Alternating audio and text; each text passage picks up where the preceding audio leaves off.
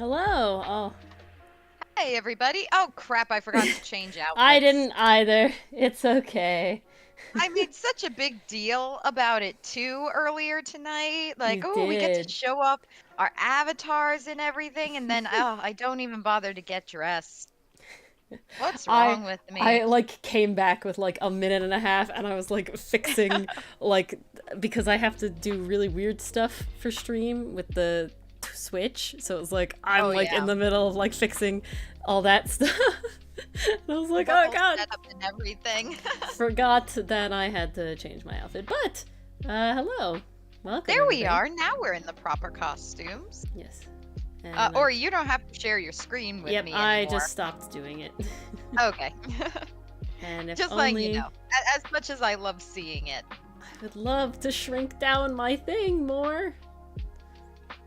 Ugh, I Ugh, don't know if that'll be possible for you. I'm very upset. Oh no. No, goodness. Maybe she'll figure it out.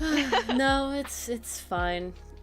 The And chat you is on said the other you. screen anyway, so it's all good. But welcome, hello Okay. everybody. In an Hello, alternate everyone. universe, I Thank would you for be able to sticking do around. this, but Ah, ha ha ha.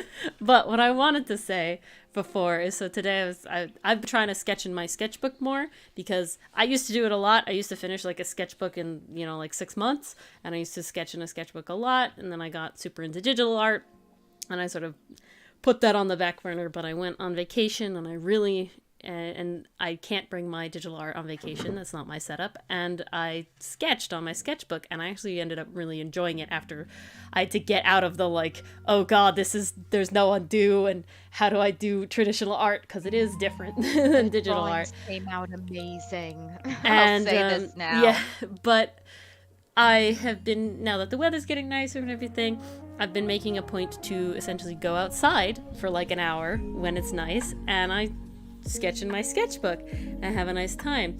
And so I did that today. And what I wanted to say from that is if you make anything, you do anything creative or not creative, or like you do literally anything, any hobby essentially at all, they ain't gonna all be winners.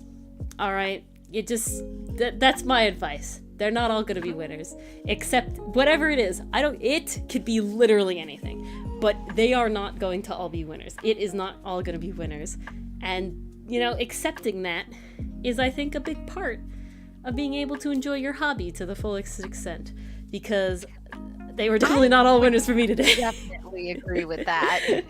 They were You very know, much not all winners. speaking from a writing perspective, it took a while for me to find inspiration again. Mm-hmm. And I think part of it was because, like, I would read other people's works first, Mm-hmm. and I would compare myself to that. So I'm like, oh, does this metaphor make sense? Does this plot line make sense? And it did. It wasn't really a roadblock, but it did make me think about how I was writing, but maybe a little bit too much. Too deep. So after a while, you kind of just gotta say, you know what? I'm doing this to have fun. I'm not doing this to win any accolades or anything. Mm-hmm. And really, it's worse if I don't post anything. Is what I had to realize. Yeah, there's definitely, essentially what I did today is I did some sketches of albatrosses and then Aster, and unlike the Ferrex Boy. ones where I enjoyed most of them, the albatross ones were rough. The Aster ones were Oh. rough. It definitely showed that I don't draw Aster very much, because I don't. I definitely don't. And so some of them are like, but to have a good time and a relaxing experience, which is what I'm trying to do in that whole deal with tea and outside and the sketchbook. It's You gotta self-care. accept it. Gotta accept it. Yep.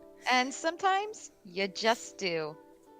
And In sometimes an you can come alternate back. reality, in an alternate universe, exactly. maybe you did draw Aster perfectly. Every time. But we certainly learn more from not doing correctly than we do doing correctly right That is away. also true. Everything's a growing And experience. sometimes it just doesn't come out. Yeah. Sometimes the days that your alternate universe self are having amazing days, you're having You know, one. sometimes you just have days where your hand does not want to hold that Oh my pen. god. It just shakes all over the damn place. You can't draw a straight line for the life of you, and you're like, why am I even doing this? Yep. I learned something actually very interesting with that, and I'm wondering if it technically can pertain to writing as well. But there's a post that someone had sent, and it was like, those days when you feel like suddenly you can't draw and you spiral and you're like, could I ever draw at all? Like, could I ever really draw, or was I just delusional? It turns out that scientifically... custom Ace Attorney cases. Yes. Ooh. Beautiful. But essentially, it was that your eye develops before your hand. So you can see your mistakes faster than you can correct them. So I see. You learn that you have mistakes and that you make mistakes before you ever start fixing those mistakes. So when it feels like, no, you can't draw, you're actually just improving. Because now that it looks like poop again is because your eyes are like trained to be like, wait, I know that that's wrong now, right? So that's an inspirational there. But yeah, AUs. I suppose that could cross over to writing. Yeah, like you realize... Well, it's certainly like you have a scene, at least this is how it happens for me. You have a scene in your head and you know what it would look like animated. Now you just have to transfer that into written word. So essentially it's almost, actually I'd say it's exactly the same process I have for writing our comic, in that I imagine the scene first and then I write out like how we get to that. The only difference with the comic is I'm not really putting the connective tissue in. I'm not putting any lines about actions. You write or stage things. directions. Put little stage directions to help the paneling and to convey the correct emotion. But that's it. When it comes to fan fiction or writing in general, you need to have that connective tissue or your audience isn't going to know what the heck is happening. You can't just have dialogue all throughout unless, that's a style you're writing in, and certainly there are authors who do go the avant-garde route and push the boundaries of what can be done with a novel.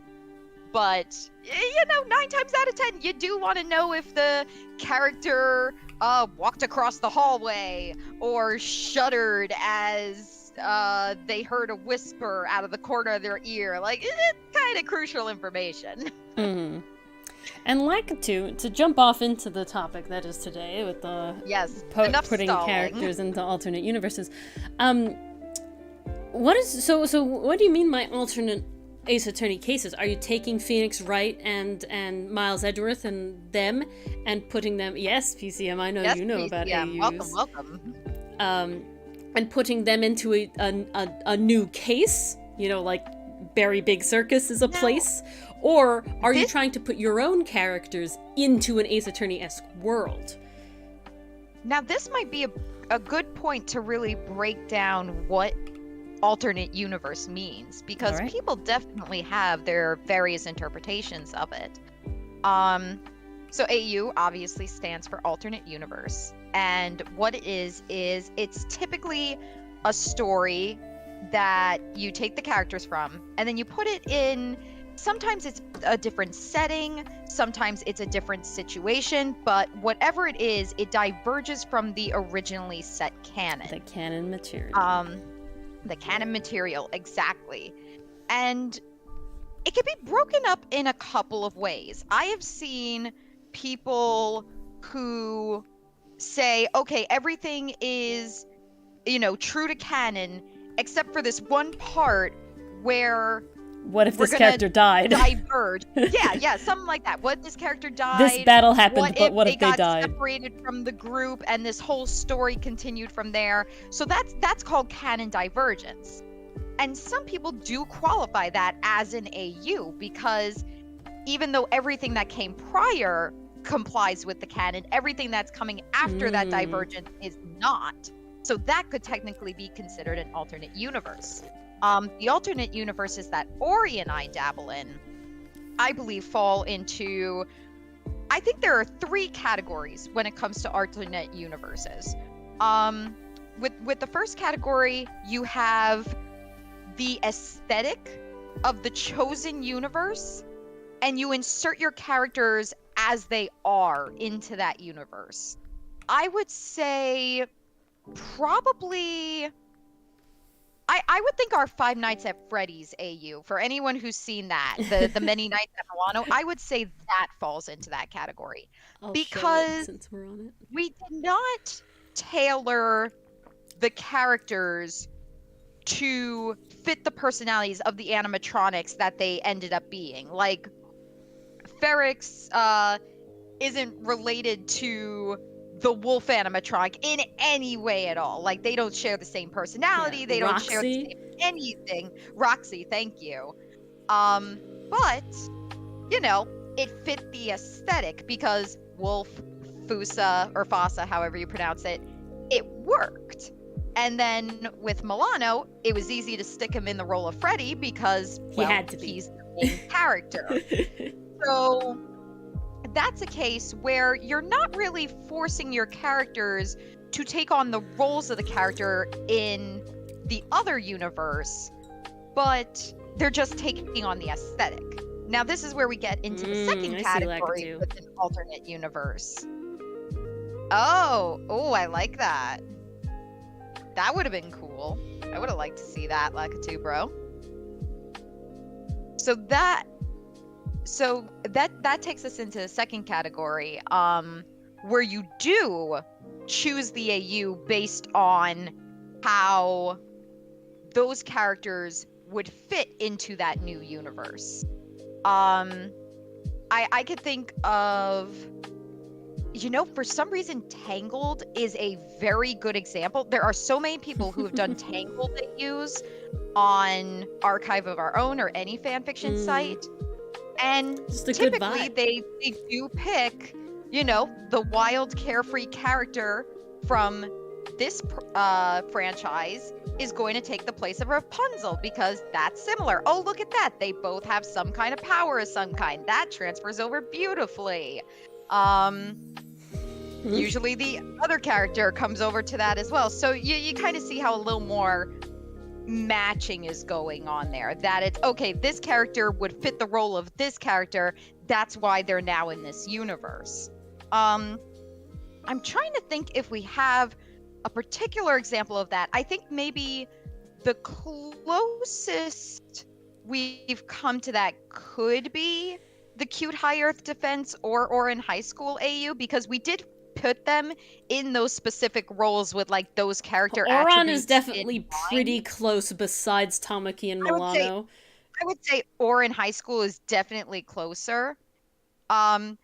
I honestly, biggest difference between Tamaki and Milano is oops, accidentally sexy, and Tamaki is I'm trying so hard. I'm trying damn so it. hard, acknowledge me. Exactly. That's the big difference between Milano and Tamaki. I do but for the want an most Ace part, Attorney Outcast AU though. Oh, I can make it happen. If you really want, I can make that happen. I know But, you can. I mean, I love them, so it's good. But Aster worked for Mori Senpai because both are very stoic, and they Honestly, both have that Aster is very based off brother Mori Senpai. vibe. But yeah, He really is. So it fell into it beautifully. And it really then does Lakitu. there's another type of AU where you take characters from one property, bring them into another universe, and then have them interact with the characters of that universe. Which isn't too rare. I've actually seen that quite a bit. But it does take a little more, it kind of takes a little more work in both directions, but also a little less work. Because now you're not so much trying to fit the characters into these other roles. You're keeping the characters as they are, but now they have other personalities to work off of in a new setting that they've never been in. And I think that's what intrigues people so much about AUs. That's the whole beauty of AUs in general, is that you get to imagine your characters in these new scenarios and think, well, how would they react? What would they be up against? What would they find challenging about this world that they may not face in their own? Right now, Ori is showing our Owl House AU. Because I think that's the closest one. They don't replace any characters at all. They don't replace any characters. So that one was definitely an aesthetic AU, Yeah. where the aesthetic, the vibes. It's like when you put Were- characters into the Harry Potter universe and you just give them Exactly. And you just give them houses. the colored scarf. Yeah. You sort them into Exactly. houses. In this one, we sorted them into, covens. Coven tracks. That's really cool, Lakitu. If you do write this or come up with more for it, please let us know, because I would love to hear more about this AU. Okay, some nuance. That makes sense for the Ace Attorney one. It definitely sounds like you're working within the rules of that universe, so I'm sure you'll find a way. Interesting, Shadow Freak. I don't think I've actually ever seen that as like a specific, like alternate universe. It's actually very funny because I was reading some fan fictions about that earlier today. Was it Tri-Stamp? No, it wasn't. Believe it or not, it was. I feel like Tri-Stamp could fit that very well. Tri-Stamp could fit that very Yeah, well, and there literally certainly PCM. are fics based Trauma around that. 2 But the Electric Boogaloo. The one I was reading was actually Final Fantasy 15, because what happens in the main canon is the main character dies to bring back the light. Now, he has a best friend who, honestly, okay, if you know what I mean when I say this, you'll know what it means. It's a scoundrel story. It is so a freaking scoundrel story. Mars and I have there's a very specific definition for scoundrel story, guys. I gotta say, there's some qualities you gotta meet. So, with that said, in these time travel AUs, the main character's best friend goes back in time to try to save his best friend from dying, save the main character from dying. It's interesting to qualify that as an AU. I would think it still counts because I think it falls within the rules of here's a canon divergence. Everything that came before is canon and complies with the original material, but now there's this divergence where we're adding more to it. So maybe you could break that into two categories as well. The divergence AUs, where you diverge in the middle of the story and then you find new possibilities, or you diverge at the end of the story and find a way to continue it. Because I've certainly seen it done both ways, and I think both count and both are relevant. I have an interesting example, Mars, of sort of. There's like. Jamie, why though? Had a bunch of plastic shapes. What are you using plastic shapes for? I'm so curious now. Were you sorting them and they didn't fit like they were supposed to, and the square goes in the square hole and the round one goes in the round hole? That sounds amazing, Lakitu. I love that. You know, Phoenix has already had to deal with so much shit in court. I bet the Mushroom Kingdom feels normal to him. I was gonna say, Lakitu, I was gonna ask before if it was Mario that you were talking about. Because I wanted it to be, and I'm very, very happy to know that it is. Oh, Dice Fury. I get it, Jamie. I'm so sorry you're rolling poorly. Oh, I see. We rolled like poop today in Trivia Murder Party every time. You were rolling like poop today. The dice are just bad today. Last Saturday. Oy. The dice are just bad today. Oh, heads up for Trivia Murder Party. Meets does not beats. Yeah, meets does not beats. It's a crappy rule. But I see what you're saying, Shadow Freak. How they have to really know. I would definitely agree there. It's tricky because I would argue in that case that you don't have to adhere to timeline. Oh my God, Jamie, Jesus. Too much. Because 2 and 2 1s. Oh my God.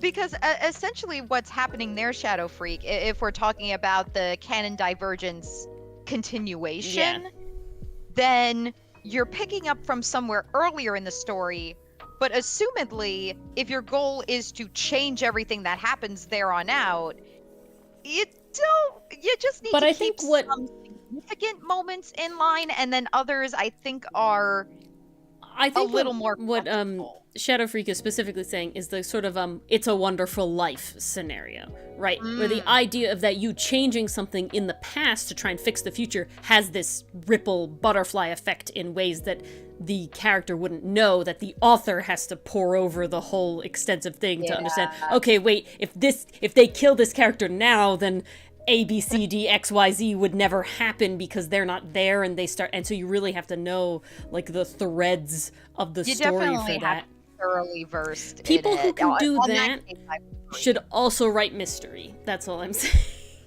Well, it's interesting that you mention it, because writing a timeline change is very similar to writing a mystery. I feel like you have to know an the idea end and work going back. in. Yeah. If you're starting with a timeline alteration, you know where you want it to end, because you were either like, wow, I hate this plot line and I want to change it. Like, I hate the canon plot line, I want it to be different. Or you have some kind of end goal in mind. Now you just need the connecting pieces to get there. Oh my god, Jamie, which game is this? Which character is this? Jeez, This is what insane. is happening? Oh, damn, Jamie, that's even worse. Oh god. 4 across 2.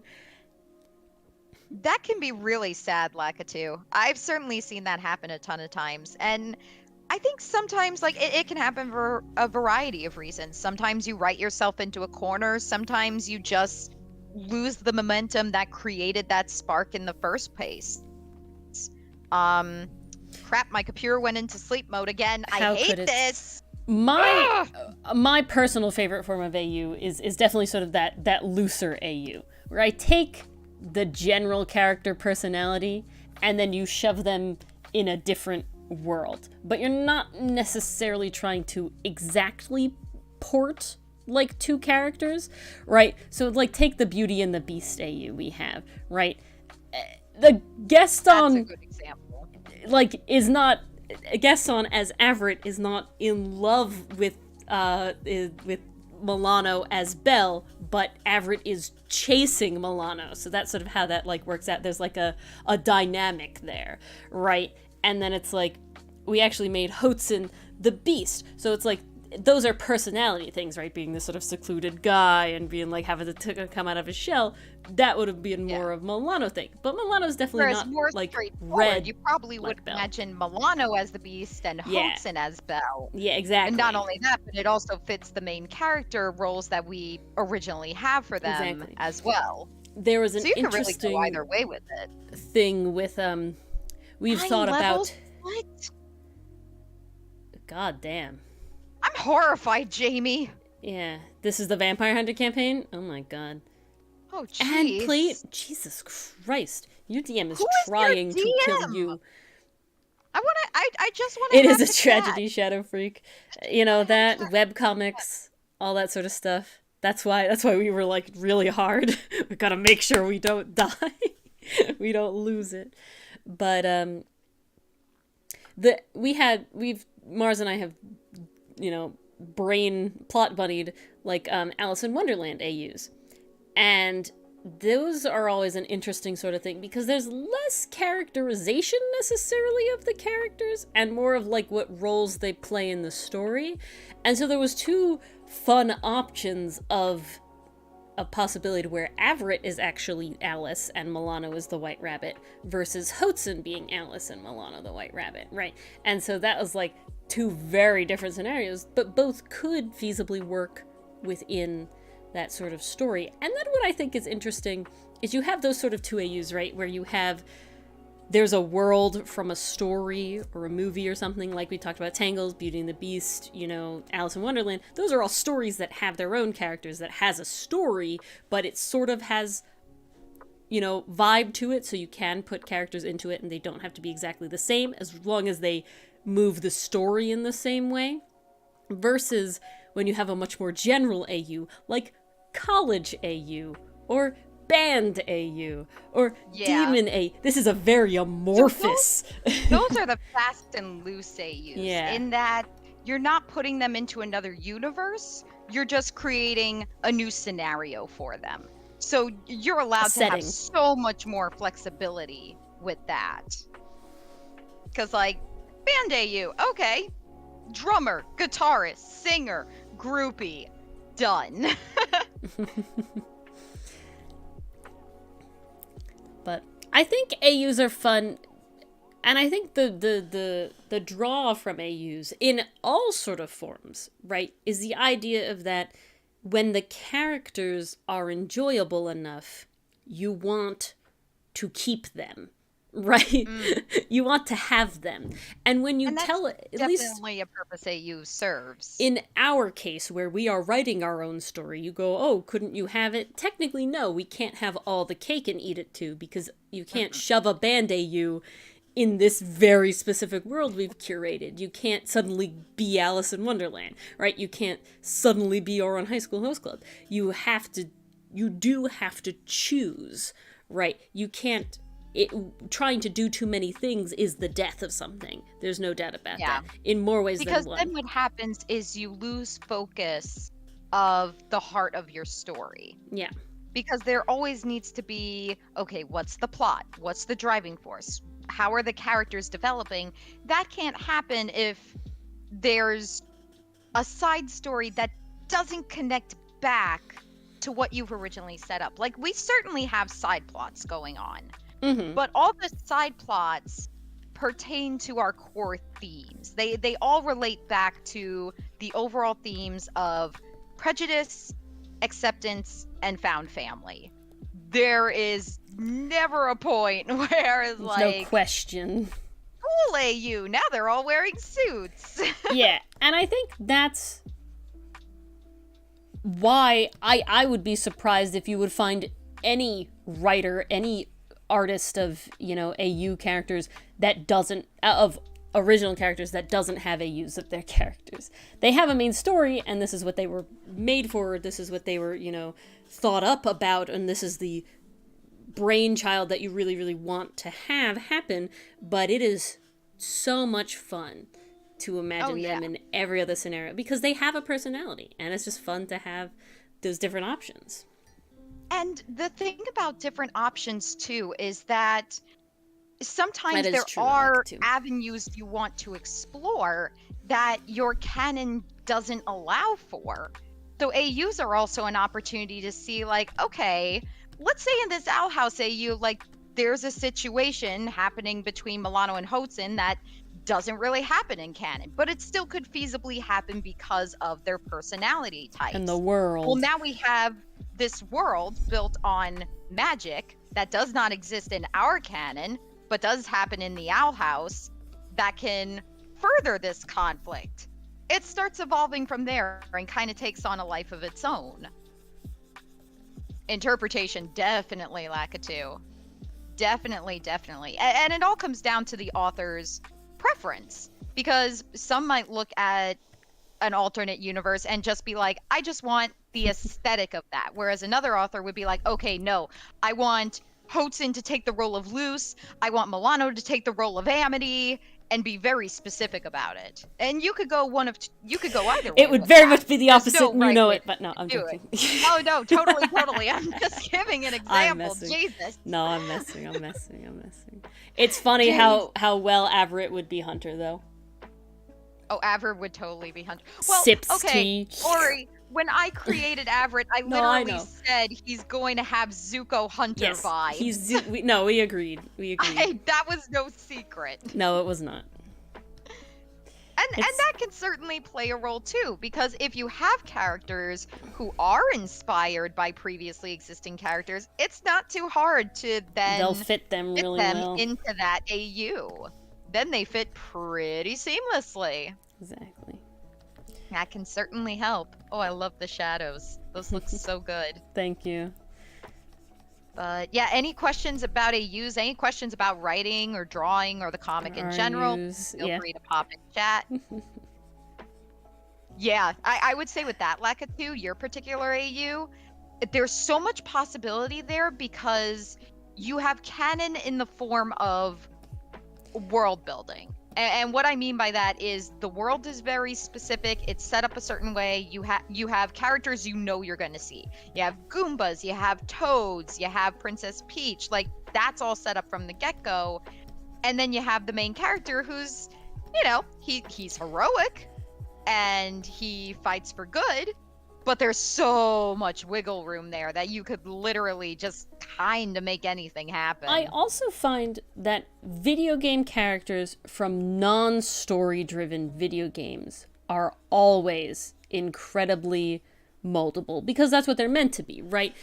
Versus Phoenix, right, in Ace Attorney, the characters all have story because it's a story game, right? Yeah, you're doing the mystery, but there is hella story to it. There is lore to it, right? Versus you have Mario, there's no need for Mario to be anything besides heroic in the very small portion of he saves Peach from Bowser, right? Like, that is the length that the lore had to do to make that an enjoyable game, right? Obviously, depending on which games you play, and as the franchise got much bigger, there's definitely more sort of lore involved. But a very interesting thing is someone I follow, a cosplaying couple. It's that cosplay something called Mario lore, and Lakitu, if you don't know them, I'll have to find them, but essentially it's a whole storyline between Peach and King Boo and Bowser and this whole thing, and they do amazing cosplay, and they like switch up sometimes, so it's really nice because they're both very beautifully androgynous. It's very great, and it's just like they have this whole wild like melodrama-esque storyline going on, and it's really good. But the point is that you can do that because you can take anything really and make it Peach's thing, make it Bowser's thing, all this sort of stuff, because they're not particularly fleshed out in the honestly, I feel like Luigi is the most fleshed out of all the Mario characters. Luigi is definitely the most fleshed Which out. is He funny has to me. a whole... I'll get the link. He's got the cowardly personality, but he's a good guy at heart. He has a mansion that he owns. He beats ghosts. Like, he's got a whole thing going for him, which is very ironic. But then you could also kind of see, at least with video games of that era, you project yourself on the main character. It's kind of like the same logic with early comic book characters. If they had too much of a personality that didn't match your own, you couldn't imagine yourself being them. That's the account, Lakitu. Yeah, give it a look, Lakitu. Honestly, it's really very impressive. fun. I've seen it here and there. Yeah. I went back and I watched all of them, and it's very fun. It's very interesting. Yes, Luigi for the win. No doubt. But Luigi is great. Luigi needs more love. Okay, incredibly quick side tangent. Dylan and I went to prom together, and we went to both proms because he's a year older than me. So his prom, we stayed to the end, and so we had essentially free range of the photo booth to do it as much as we wanted because there was no line. And for one of them, we did the poses of Luigi's taunt in Super Smash Brothers. The we did that. I have a film strip of that, of us doing those poses. We very much enjoy Luigi. Luigi was also in our Pathfinder game in a whimsical way. Okay? In not a goofy way, in a whimsical way. And that's kind of interesting because let's take Mario, for example. Based on that criteria, I think if we were to make a Mario AU, for example, Hotzen would probably be Luigi. Hotzen could very much be Luigi. Luigi. Hotzen is the main character, his personality aligns better to Luigi's, and then Milano would get the role of Mario. He'd have to be Mario, yeah. Just because, he probably would have that look at me type attitude. Very proud, very I will save the day. Mm-hmm. It's not as concrete as Hotzen's reasoning, but it doesn't have to be. I'm going to tell you the difference, Sanzo, between goofy and whimsical. It's very important. Goofy is sort of just in there for the laugh, right? So if you literally run into Mario in your D&D game and it's just funny that there's a pizza guy, there's a plumber named Mario and he's like doing Toadster stuff, but it's not particularly anything but that. Whimsical is where it is a reference or it is a pun and it is funny in that way. However, the stakes are still really fucking there. It is still, you're so into it that you're serious in the game, that your characters are like serious in the game, versus Goofy is like, it's not necessarily like in the game like that. Does that make sense? Essentially, we fought Bowser in a Mushroom Kingdom. However, it fully, easily fit the plot of the story that Dylan was telling. It was very accurate to the story, and oh my god, was it intense as heck. Right? So that's the difference between goofy and whimsical. That's a valid definition. Yes. I have to say. That is the difference. And now you know. Fair enough. This is very important to Dylan's Senzo. That's why I have to make sure that I point it out, because he doesn't want him with his rating systems and everything. He was very sad when I first told the story of this Pathfinder campaign, and I brought up Mawio and Luigi and Bowser and Waluigi, and everybody thought that he was just memeing, and he was very sad about that because we were very invested in the story of these characters. But he needs to make sure. But I agree with him. It's definitely not goofy. It's whimsical. Yes. So, goofy, no stakes, whimsical, stakes.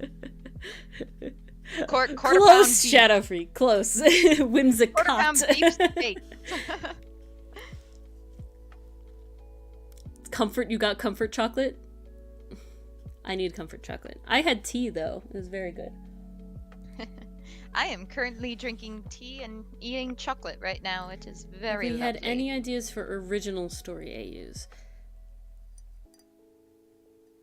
I feel like original story AU. I'm curious what you mean by that. I just want to make sure the I'm example is understanding your Smash Bros. definition. Subspace Emissary. So I'm going to say kind of, in the sense of, yes, so we have with our Outcast characters, Band AU is the biggest one that we have, where that is, there's no rails on it, right? Like, this was not inspired by a story or a game or a show or anything like that. It was just, what if instead of being pirates, they were in a band? You're talking an AU that has its own plot. Yes. Separate from the canon. Yeah. Okay. And so we're not porting them into, so like, Beauty and the Beast. My brain is trashed up through this week.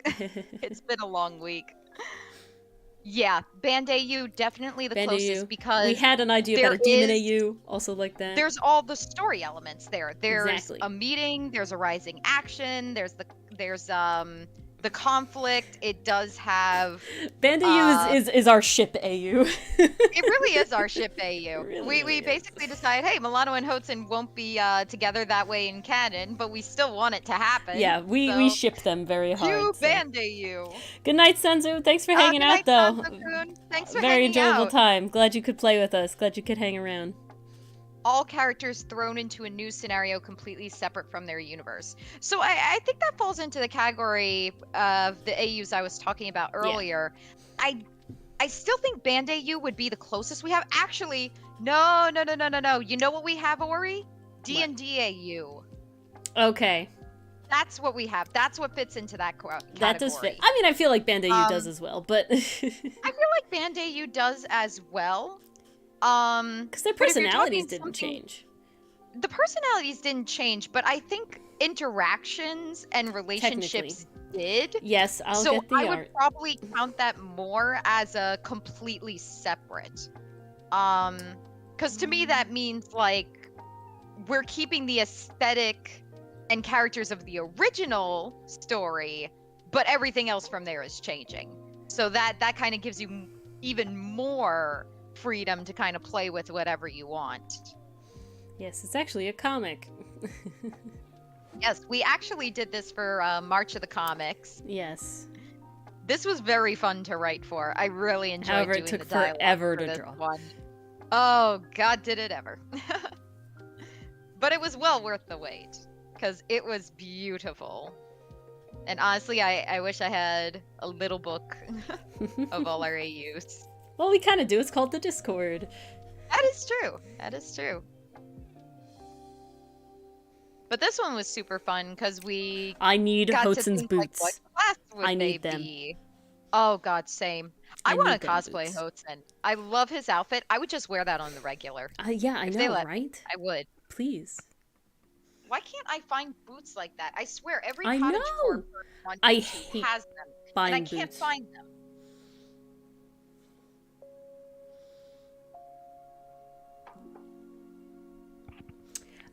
I can, okay. I see what you're saying, Shadow Freak. Oh, I gotcha. We definitely don't have anything like that as of yet. Like there are no Naruto's son Boruto. AUs. No, I know. I'm trying to be funny. How dare you, Ori? You ruined my joke. The name that it is Boruto is sad, so, you know, it's already funny. Oh, I just don't know why they chose the name Boruto. Of all the names, Boruto? Yeah, I don't know. It just... It's boring, and that's why. Well, see, it's one of those things where it's like the name alone makes me think, this is a freaking parody. This has to be. This can't be real. Yeah, I'm learning that they're But that's definitely the leaning topic. towards Naruto dying, and I'm like, yeah, no, good. I'm not here for They're this. leaning toward Naruto dying, and aliens are responsible for ninjutsu. Yeah, and I'm just like, yeah, I'm glad I left. I'm out. I'm glad I never was in. I'm out. I would say also Sasuke chose his stalker, like, and Sakura chose her you know, that is puncher, an interesting I point, guess. PCM. So This yeah, is a not for me. PCM has an interesting point, Mars. Would something like Korra or Boruto, if it was not canon, obviously, actually be considered an AU? And I would have to go with, I don't think it would. Say no. Yeah, because to me, the AU, the important part is the characters. Hello, Hans! Hey, Hans! Good to see you! How have you been? Been a hot minute. I know you've been doing well over there. Saw the D&D movie. You're lucky ducks! Mars hasn't I'm going gone with there my yet. dad to Mars see will it be soon. He really wants to see it, so I'm going to take him soon. But I also want to see it, so it's a win-win. We're doing good. Well. We're doing having good. a good time. We're talking about alternative universes and all this sort of stuff. Oh, awesome. I will understand what you guys are talking about. Yes, Jamie. Third Jamie, time. did you see Holy the bro. Ko-fi is up? You must have really liked it. I'll But to answer your question, PCM, I personally do not count that as an AU because you still have the old characters. Like if it's if it's the next generation, it's still taking place within the same universe. It might be different characters now, but you're still following the same rules. You're still following the same lore, the same world, the same setting. Really nothing about that has changed aside from who the main characters are. And if you're kind of like Boruto, to use that as an example, then you're literally just a carbon copy of your parents, which is kind of lame. Yeah. In my opinion. I'm not hating on anyone who enjoys Boruto, you know, like what you like. I know I have trash that I enjoy, guilty pleasures. But I definitely would say that it stops being an AU. The AU is important for the characters, right? You the characters going to a different place. It comes down to the name. Alternate universe. Exactly. If you were bringing characters from another franchise, let's say you were bringing the Danny Phantom characters into the Avatar: The Last Airbender universe, that would be an AU because they've never been in those scenarios. They're now in a new world with different rules, different powers. That is different enough. Whereas with Legend of Korra, that's just a continuation of the original story. Yeah, it's not with so much new characters. Same with Boruto, right? It's new characters. Yeah, it's new characters, but it's the same setting, same rules. Yeah, in same theory. Lore. in theory, you know. That's the intent. They're trying to mix it up, but oh boy. But so PCM, how to start drawing? Find a reference. As a budding artist, my example would be find a reference of something that you'd like to not necessarily one-for-one recreate, but, you know, if you're trying to draw Neffy, find a pose, right, of, like, the head in an angle that you want, or, like, nice, you know, those sort of things. Or you can do what I used to do, and I just drew every head just straight on and made it a nice little thing, because that's just practice, you know, doing something. Put anything down. Anything like that. That is my And that really is the trick, Advice. isn't it? If you're writing, if you're drawing, just put something on the paper.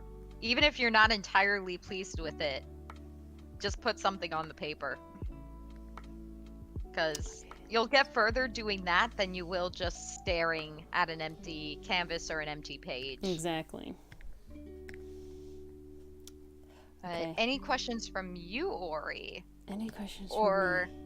Well, we first could I'm even going to talk say about- you can watch it go from day to night. Oh, there it is. Ooh, this will be exciting. That was it. It happened. Now it's night. Oh, damn. Look at that change. The ambiance. I love it. I'm still happy with how I colored Ferrix. Oh yeah, very good. This is so wild. I'm like, oh my gosh, I can see improvement. Holy shit. They consider her drawing her happy. Oh, you can do it, PCM. I believe in you. But yeah, any questions from anyone you may ask as well.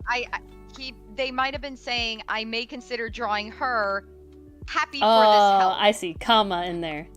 Well, I hope you draw Neffy happy There as may well. be an invisible But comma. anytime, PCM, anytime. I am always also happy to help. There you go. Any specific AU fix? It would depend on what you're looking for and also what franchise. Because I gotta say, Shadow Freak, I have very specific franchises. Yeah, that it I really look matters the for. franchise. I think I really only read fan fiction for like 2 franchises. Now 3 with Mars's assistance here. But otherwise, yeah. And it's 90% of it is funny Voltron Legendary Defender. Not gonna lie. So this brings me to an interesting point, Shadow Freak, because I love creating AUs for our characters. I love do. putting Hosen and Milano I was in actually gonna others. ask that. I don't really seek out AU fics for other franchises, like established ones that I have no part in. And I think that's because I'd rather, like, my choice of fic is usually this thing is happening during the canon, or this is a moment of time that could have happened in between episodes, or something like that, where it's like it's ambiguous as to whether it happened. I hope you enjoyed it, JB. But it could have happened, you know? I think that time travel AU for Final Fantasy 15 is the only one I really remember reading. I remember when Attack on Titan was still in its second season, everyone was doing crossover fics. You had the My Hero Academia guys coming into that AU. You had Full Metal Alchemist coming into Attack on Titan. And they went different routes. Some people put Roy Mustang in Levi's position. Others had Roy Mustang interacting with Levi, and now they both have to look after Eren and Ed, and they had interactions that way. I remember some of those, but man, that was a long time ago. So I was gonna say that Mars I don't really seek them out. Is definitely, I think it takes a certain kind of people to write AUs for established characters, because the fact that they're now established characters means that you have, like you were just saying, different interpretations.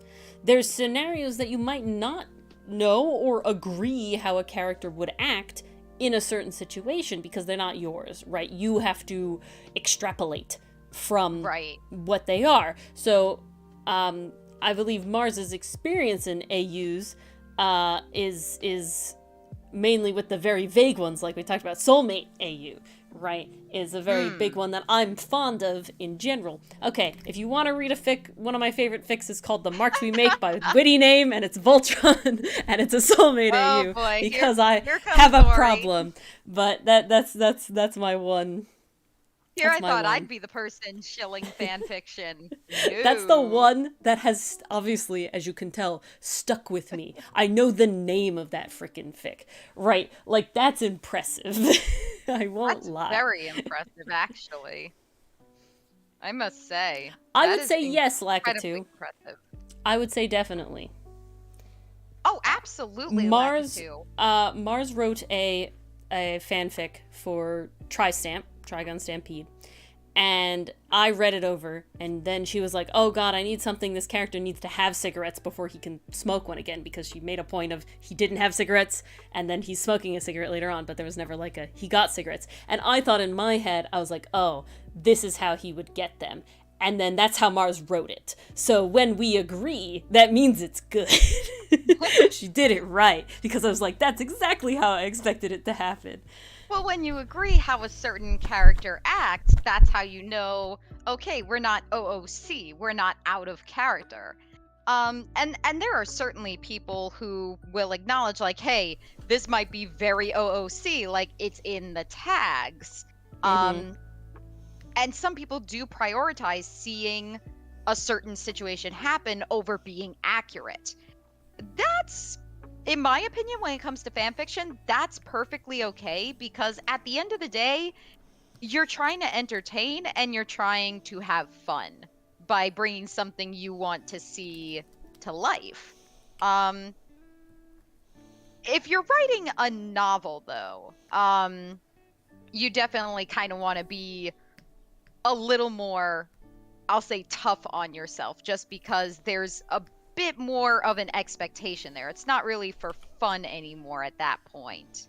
Or not as much so. There's more stakes, maybe?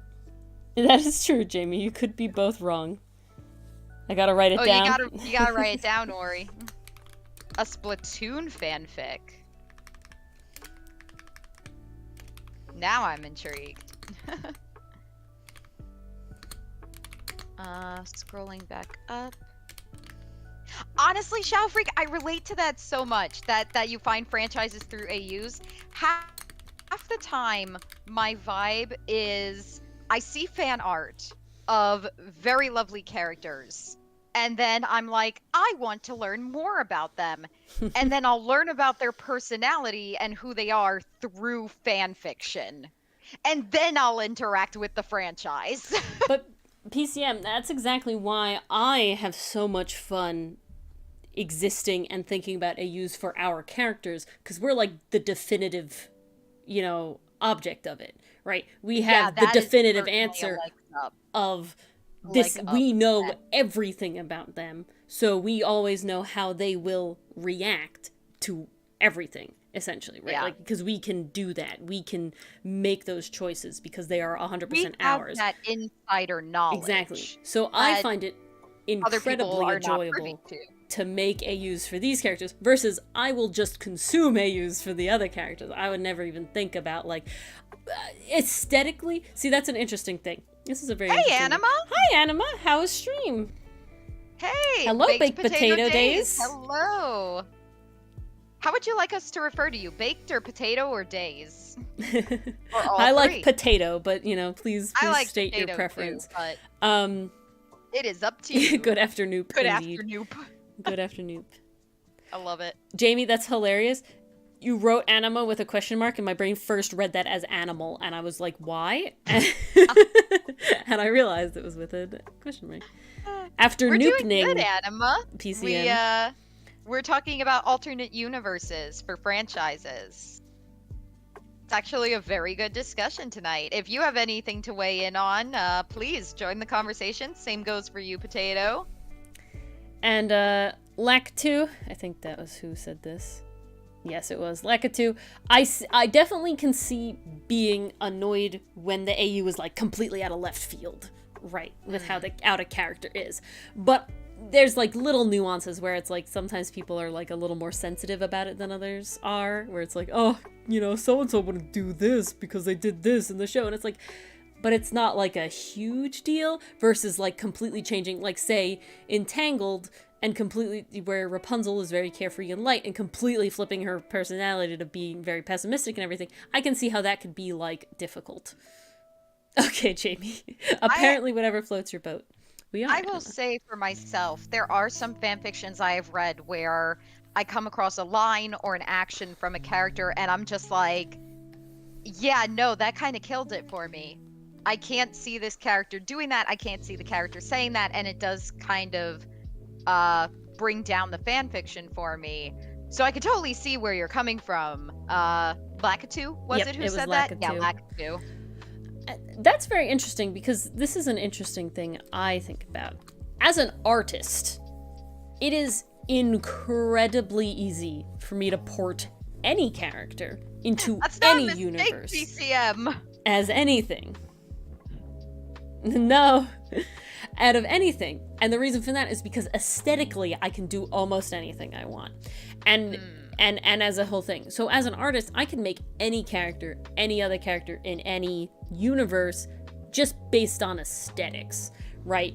Obviously there's a mild limit to that, but overall, it's pretty carefree, versus I don't have to think about personality. Now, probably personality is inspiration to it, right? Like, why would I want to put this character in this place? You know, usually there's some sort of through line of that, and sometimes it's personality. Why did we make Hudson Gregory in Many Nights at Milano's? Well, he's nervous, he's scared out of his mind, but he also has main character syndrome. It just kind of worked. Exactly.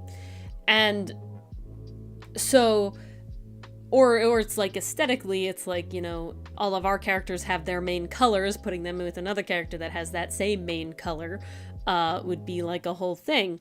That could be another through line, whether the personality mixes or not. Versus, I would say, Mars, if you want to write anything with the characters, it's kind of the personality is the whole thing. Yeah? Well, that's what we ended up with Leprechaun AU, didn't we? Only when you get so far into it, okay? Yeah. But which Jamie gets to read, probably. Personality is definitely a driving factor for us when it comes to creating the AUs, because our characters have such defined personalities that to really change that kind of it feels to me, as someone who's like been with these characters for a while, worked with them for a while, it feels very weird to give them a personality that isn't theirs. So there has to be some kind of connection back to canon with the personality with that. Like again with Gregory, he's fearful, he's nervous, he's in this pizzeria surrounded by like killer animatronics. Well, that fits Hudson pretty perfectly. Hudson as the wizard in the D&D AU. Well, he's smart, he's knowledgeable, that fit pretty well. So and that's squishy. How that came to be. And he's squishy, yes. Squishy. He's very squishy. The Beauty and the Beast AU. Hudson is you know, he's kind of ostracized a little bit. He definitely has a little bit of a loner, like, I don't need anyone else, but he's got to learn how to open up in canon. That transferred over really well to the Beauty and the Beast AU, so that's why we went with that. But throughout all of those, even if it's for different reasons, the personality still carries through. Okay, I have an interesting question, Mars. Yeah. When does it truly become an AU? And now what I'm talking about is specifically when it comes to your visuals of art, right? Because I feel like kind of once you start writing a story, it kind of is already at the final point, right? But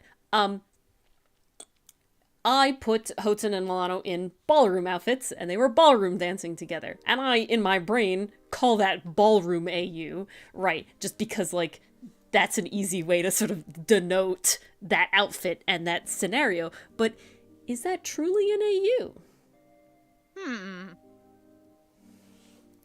If it were just the ballroom outfits and just the dancing... Yep. There's no story. It is one image. It was just, I wanted to... I mean, it was technically like a trend in a way, but I also wanted to draw them as ballroom things. So is that an AU? That, and chat, you can answer this as well. Personally, does not fit the criteria of an AU. Because, yeah, it's a different outfit, and you could certainly title it like Ballroom AU. Well, that's true, Jamie. But if you're talking like just the picture, then it's just a costume change. Like, I wanted to see this character in this costume. Fan arty? I made fan art of my own characters. Can you do that? Now that's a side question we'll get to after that. Is it fan art if it's my own characters?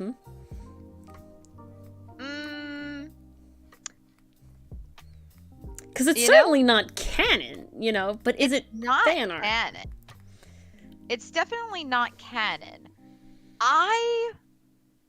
Hmm. That's an That interesting one, take, that potato. one's hard for me to answer because I do see fan art as kind of made by your audience. Um, You start giving me I like would a agree with Jamie there. I'm thinking non-canon art. just non-canon art. I would also agree. Uh, I'm reading potato. potatoes Yeah, this here. gives me like This is insightful. this gives me Ship of Theseus vibes. That's what I'm seeing here. When does the character no longer become the character, like who they started, right? That gives me very Ship of Theseus vibes. Yeah. It's very interesting how far you can push a character. I would say it, like, even if you change the character's personality, that's still an AU because something is changing. And I think that's the Good crux night, of it Shadow is Freak. that, Thanks for hanging out. oh, night, Shadow Freak. Thanks for It's hanging. it's concept art. Okay, interesting. Another take. I think when it comes to AUs, something is changing. Whether that be the characters' relations to each other, the setting, the world, whether you're bringing in another character from another franchise to interact off of them, something at its core is changing about that original canon. That holds true for the time travel AUs I mentioned in the beginning as well. I would say that distinguishes like a true AU. I see.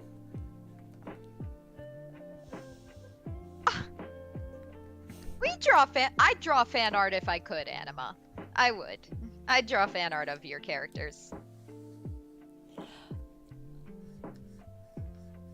I have They're to know evil. which one. You have a lot of characters, Anima. I don't even know which ones are full characters or which ones are just fun little mushroom fairies. That's the plague of an OC artist. The plague of an OC artist is having too many. I feel like I remember that, Lakitu. And those were definitely like the proto fan fictions of our days, right? The Sweet Life of Hannah Montana with Wizards of Waverly Place, or Sweet the Sweet combos. Life. The combos. That was basically AU fan fiction on TV. But it actually happened, which that was there was wild. definitely a show that really leaned into AU on one episode, and I'm trying to remember which one it is. I feel like it was Fairly Odd Parents. Gumball? Maybe it was Gumball. Because I remember Gumball had the Love Note, which was literally a parody of Death Note. It was literally fan fiction, but Death shipping Note. It was very in interesting. general. It was hilarious. Yeah, it was very good. No, I feel like in the back of my mind, there's like a show that specifically was very much like, oh, fucking Adventure Time. Oh yeah, Potato. You're bringing up a point that I mentioned like all the way in the beginning of this segment. Is that there's an AU where I would call it the Divergence AU, where you break away from canon at some point, but everything that came before that stays true to canon. And then you have the AUs that change everything completely, whether it's a new scenario or them going to another universe or someone coming into theirs. No, I think you're spot on. You probably read enough AO3 to know that. But yes, Adventure Time is what I was thinking of, because they have Fiona and Cake, and then they technically have there's two more layers that I'm blanking on right now.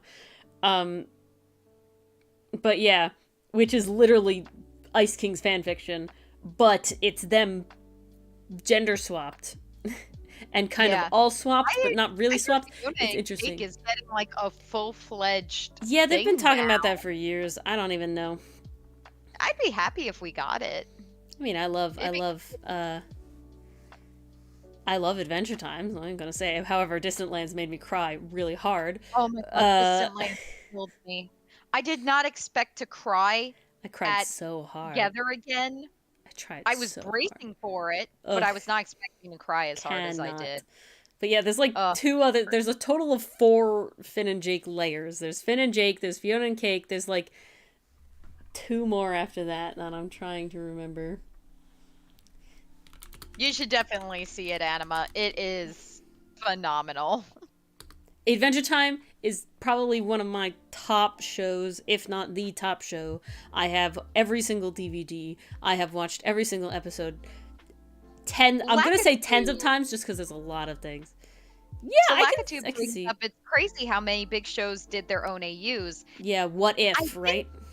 I think it's because those shows had creators that the Spider-Verse knew this was something the fans wanted to see, or they themselves wanted to see. Like, there was definitely a passion behind it.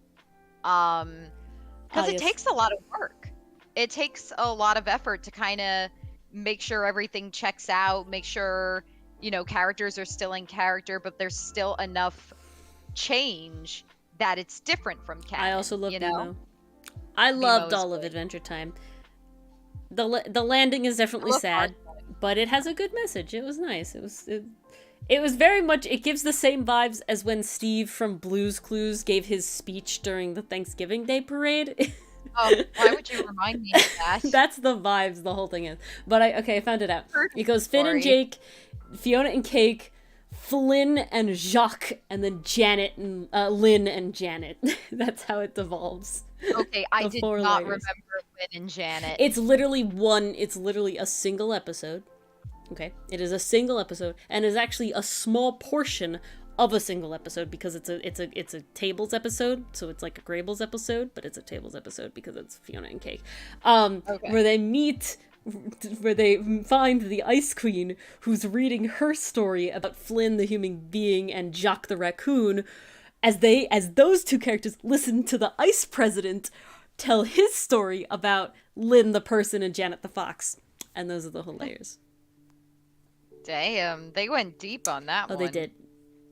What are we doing? I have brunch, so we're still streaming, it looks like. Which is nice. I have no idea what I'm doing for the holiday. More layers to the pancake. We'll do pancakes in the morning, then maybe we'll go to the village nearby, hang out by the water. It's very up in the air. I'm not sure. Yes, we have brunch, which is like the American version of high tea in this very specific case, because my mother didn't want it to be specifically high tea. I wanted it to be high tea. But yeah, Ooh, a double celebration. Literally nothing. Twice the chocolate bunnies. There's a holiday. Yeah, there is a holiday on Sunday. It came up fast. It did? I don't know why, but it's like, wait, it's this Sunday in my brain constantly. This whole month is going by so fast. I literally have a presentation due in 2 weeks, and I'm realizing, like, after this Monday, that is literally next Monday, and I'm like, fuck. Ooh, your birthday, Anima. Well, that'll be fun, hopefully. Birthday! That's gonna be a good time. Indeed. I hope, for you. We might move on from shading because my brain is dying and go to lining, but yeah. Ori, no.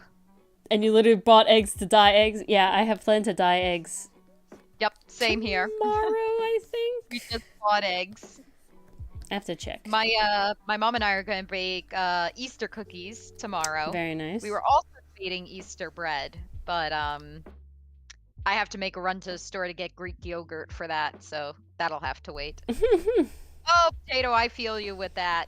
My brain, it's just life right now. Last week just died. The biblically accurate eggs. Is that what Neffy makes, PCM?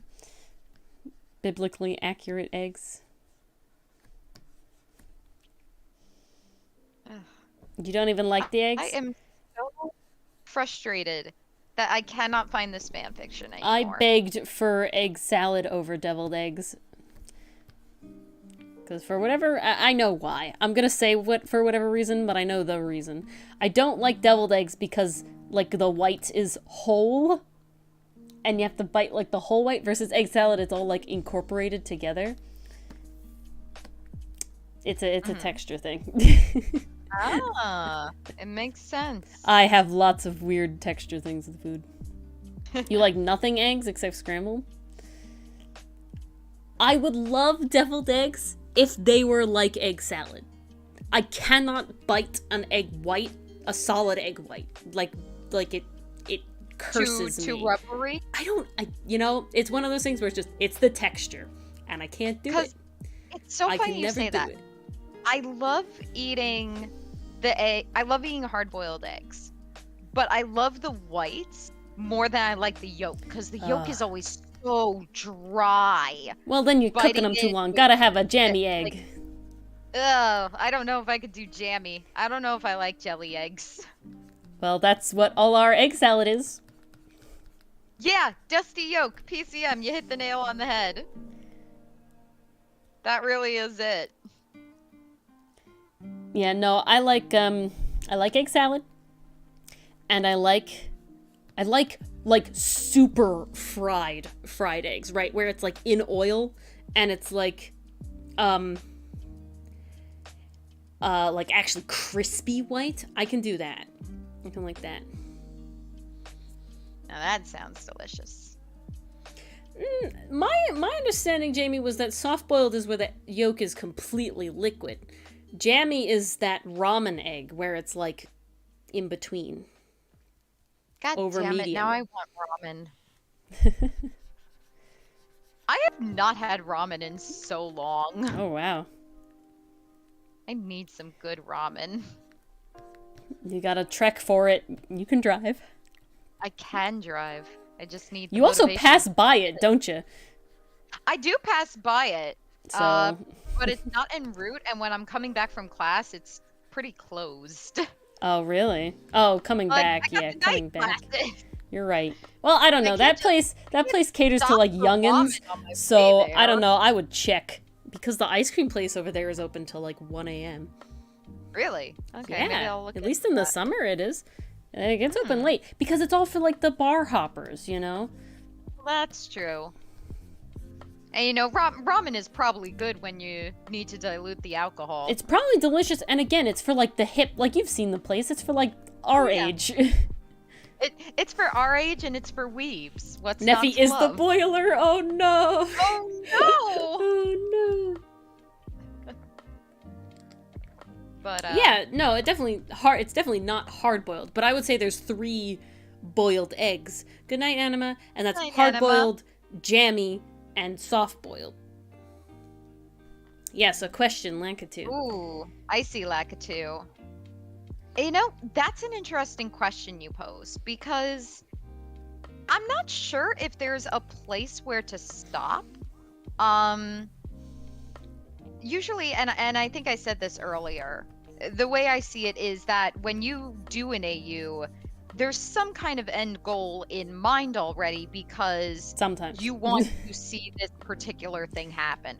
Well, I wouldn't even say sometimes, because you don't really see people just like keep going for the sake of going. See, I think that would be very hard to do, because then there's no plan, there's no end game in mind. And really that's kind of the reason to create an AU, because you want to see a specific scenario happen. I think you may this just have stepping stones to get there, but when does it become overblown? It's really hard to say. I think that comes down to the writer's personal preference and how much they want to delve into it. Some people write for 6 chapters, others write for 12, and then you have some going for 41. It really comes down to, well, pacing also plays a factor in that as well. There's a lot of overlapping factors. It also depends how seriously you're taking it too.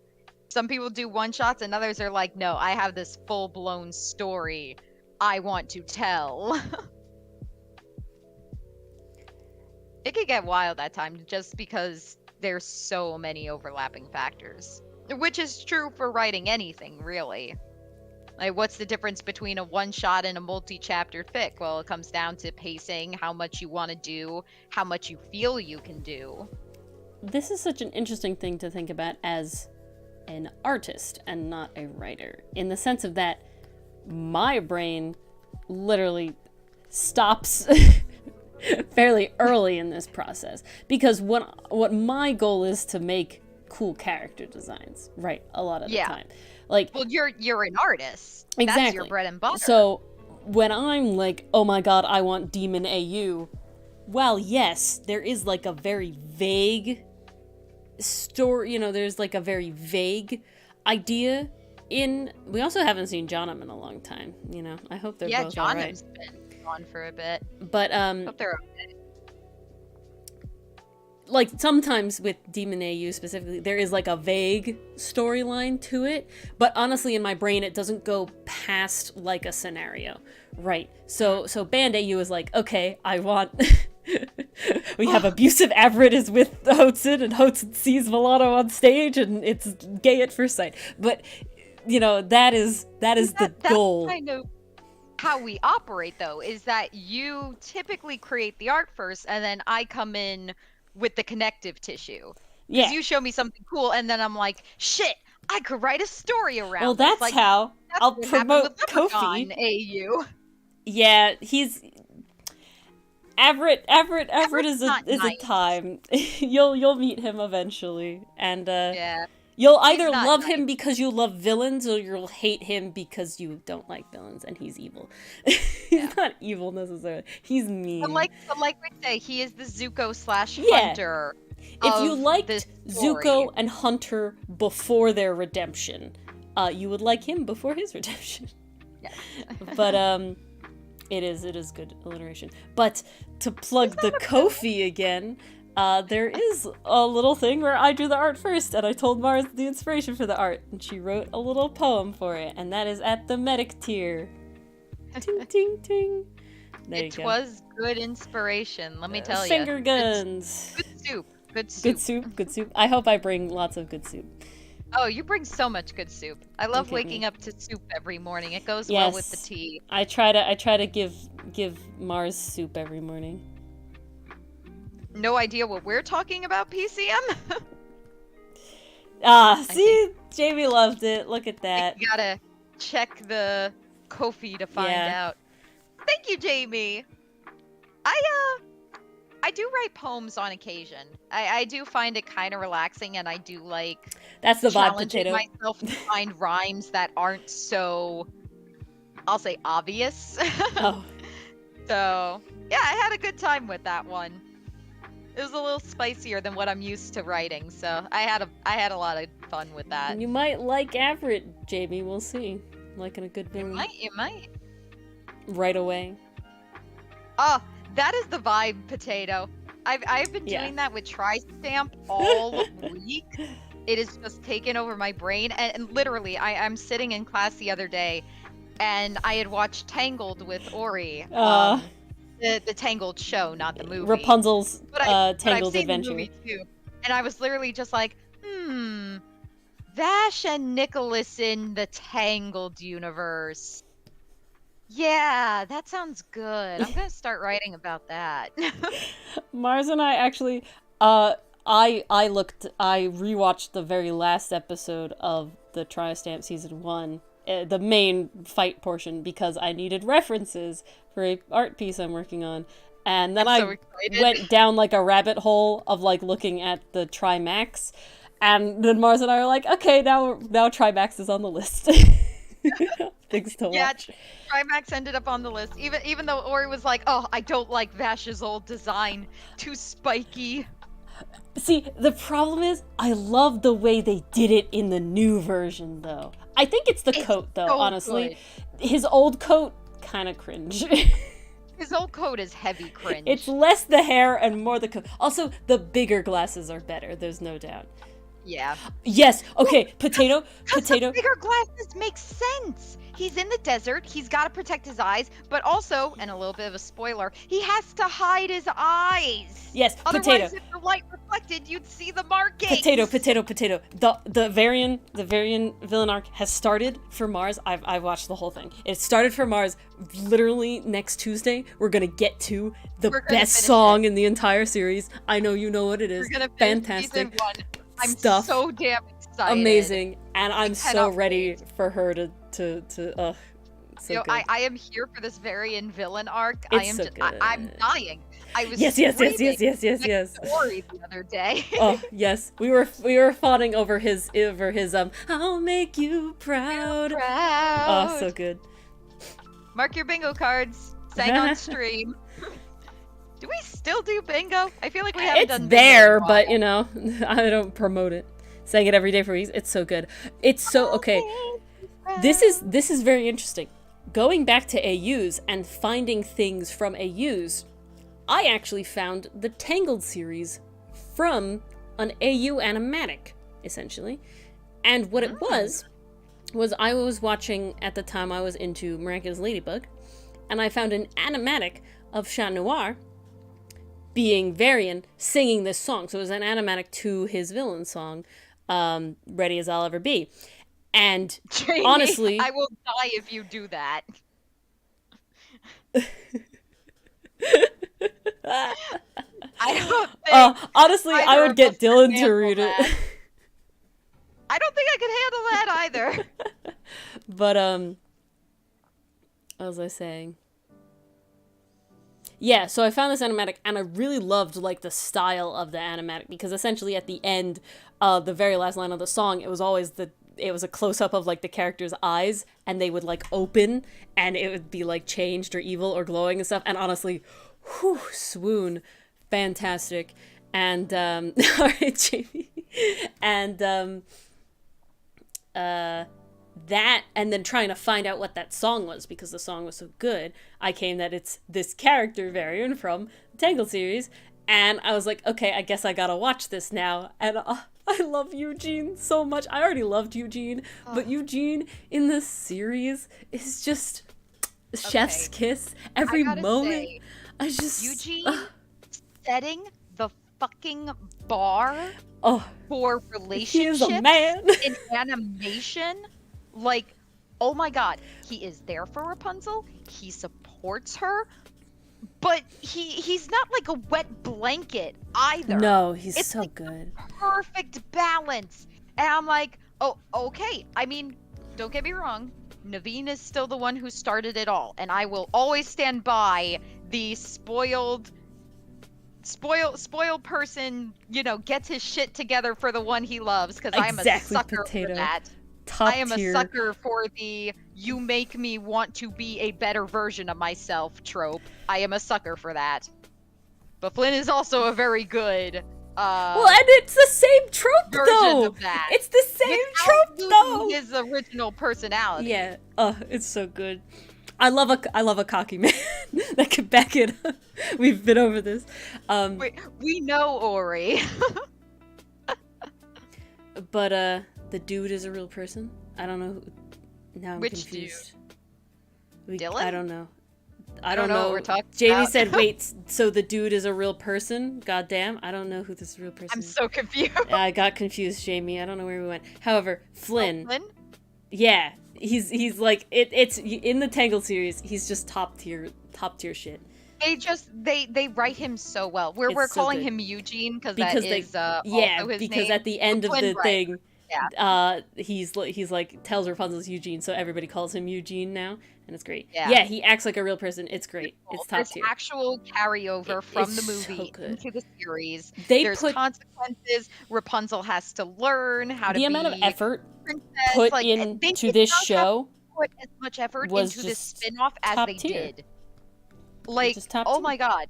They either got the original writers from the movie or someone from that original staff. Well, they have the same voice actors. Really passionate about this project. And we are all the better off for it. But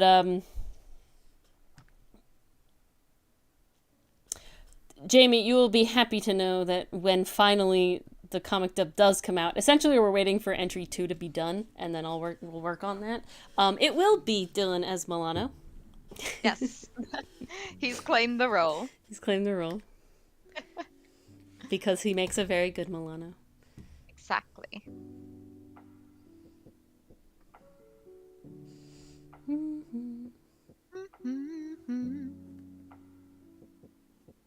Yeah, right, Potato? I'm trying to think back to, like, the Disney afternoon stuff. I mean, Lilo and Stitch TV was good. It was great. I love that. Buzz Lightyear show was also very good.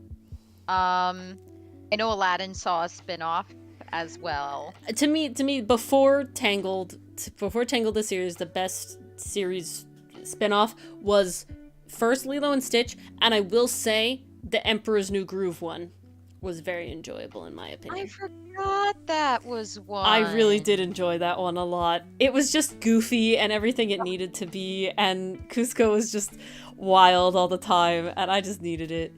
It was good. The Emperor's New School, that's what it was called. Troll series. Oh geez, I'm so sorry. Yeah, I never did that. The first movie is definitely a guilty pleasure for me, just because I really like Anna Kendrick, and that is literally the only reason I like that movie. We don't have anything else 100% locked yet, Jamie, but we have ideas. Definitely still working on it. Honestly, when it happens, that'll be when we figure it out. Yeah. I don't know if we'll do a casting call or anything like that. Yeah, we'll see. Yeah, the songs are incredible. Aren't the McElroy brothers in Trolls? I don't know, but I'm pretty sure. I think they are. Who is it, Justin Timberlake or something? I feel like they had a small role, and I'm forgetting. Literally, the only one I remember is Anna Kendrick, because I'm like, yes. Would an adaptation be considered an AU? Are we talking? So is that what Tri-Stamp would be? Possibly. And Trimax, because they're adapted from the manga? See, that's interesting, because there are some adaptations that do adapt a story one-to-one. I think a good example here is the Full Metal Alchemist series, because you have the 2003 version, and then you have the Brotherhood version. Brotherhood follows the manga much more closely, and tells the story, as far as I understand, verbatim. Whereas 03 was still waiting for the manga to come out, so they had to kind of make stuff up in order to finish their series before the manga concluded. Does that mean it's an AU? I mean, there are definitely people who treat it as one, but I would say it's more of a separate canon, because it still stems from this idea of it was originally adapting another source, and they were following it closely, but then they reached a point where there was no more material to be adapted, and they went, oh crap, we have a quota to meet, we gotta start filling that quota by making stuff up. I personally would not call that an AU. I would call that a separate continuity. Just because it does share. I wonder if that's how Tri-Stamp's going. Tri-Stamp could definitely be going that way, because I remember poor Tri-Stamp, it was getting such bad reviews in the beginning, and it still kills me that the highest reviews on my anime list are the 3-star ones, because I'm like, that is so cruel to this show. Like, it does not deserve that. I gave it a 10 personally. It's a masterpiece. But Tri-Stamp, it certainly takes the characters and they change news. News. I'll conclude this thought very quickly then. They changed characters' backstories, and they adapted they gave new developments that gave the story different meaning, but still had the same vibe. Not even vibes. Still had the same morals. Still had the same themes as the original. Like, it still had held true to the source material because there was still religious symbolism everywhere. There was still this idea of, is humanity worth saving? Are they worth fighting for? Whose side are you on? Pacifism versus taking a more active role. It still carried those themes, but it was definitely a different interpretation. Would I call that an AU, though? Nice, Jamie, nice. Oh, congrats, Jamie. That's awesome. But would I call that an AU? I think it falls under separate canon. Because it's still the same characters. You're still attempting to tell roughly the same story. Exactly. You're still attempting to tell the same story. Even though you've changed some core elements. I remember saying this to Ori when I was originally telling her about the low scores it was getting. Everyone was complaining, this is so different from the manga. This is so different from the 98 version. And I'm standing there like, yeah, it's a remake. If you didn't do something different with it, why do besides it at all? Updating the technology, why do it at all? Cough, Disney, cough. Like, if you're gonna do a remake, that's kind of the whole point, to introduce new elements. No! Cry, sob, Velma. Okay, oh boy. Here's the difference. I'm gonna tell you the difference. I'm gonna tell you the difference Take it away, right now. Ori. The difference between the Tri-Stamp versus, Trimax versus the manga, and then Velma versus any other Scooby-Doo port, is the fact that Velma stopped trying to be Scooby-Doo. Right? When you look at any other Scooby-Doo port, it is very specific and it is very simple. And one of the best ones, is that has like a story going on. To a degree. Well, that's what I'm saying. It's very important. Two things very important to Scooby-Doo. One, the fact that Scooby is there. Now, I know it's a prequel, but Scoob had prequel shit to it, and it still had Scooby. So, just saying. But yeah, two, there was no excuse for this. And also the fact that you think that Shaggy, would be around without Scooby based on what his character is literally the whole time. Like, come on. But the second thing is that having an overarching mystery versus multiple small mysteries that add up together killed it. Now, you can talk all you want about the character, there's a lot that has to do with they weren't acting as a team for 90% of it, and in the end they do kind of come together. But I think the biggest thing that lost the entire show was they could have forced all the characters to work together because they had to solve every mystery every single episode, right? Well, Mystery Incorporated has this underlying mystery throughout the whole thing with Mr. E and the old Mystery Incorporated, all this sort of stuff, but they still solve a mystery every goddamn episode. There's also something interesting about this, and I think this is definitely my personal take. Maybe I have a chip on my shoulder, maybe I don't, you be the judge. But we'll judge Mars hard. It feels so different because when you're creating an AU, you want to see these characters in an alternate scenario. You want to see them go through something they've never been through before. You want to explore different sides of their personality. Same personalities. Velma could have been that, but there was no passion behind the project. It really felt like in the dialogue, in the writing choices, in the character choices, that whoever was working on this, whoever was in that writing room, actively hated Scooby-Doo and actively hated the fan base. It stopped feeling like the characters. It did not feel like a project out of passion. It felt like someone was told, this is what you have to do. Make it different that it meets an adult, quote unquote, whatever that means, standard. and I think that's that really killed it. It tried too hard to be adult. It tried too hard to be risque. Exactly, and lack it too. Too hard to shock. I was gonna guys. say. It went to OOC. Exactly. Yeah. And we no longer believe that these characters were these characters that we loved and grew up with. They went out of their way to practically say that these Kindred characters are spirits, not the ones Oscar. we grew up with, which Yeah. baffles me at every turn.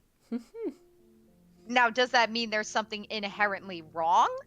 Well, no. I think if I'm to understand this correctly, like Vash is very like kind of soft cinnamon roll boy in Tri-Stamp, but in Trimax he's kind of goofy, off the walls, like eccentric. That's very different. But it gives the same end goal, doesn't it? It gives the same end goal, and there's still a hint of truth to that.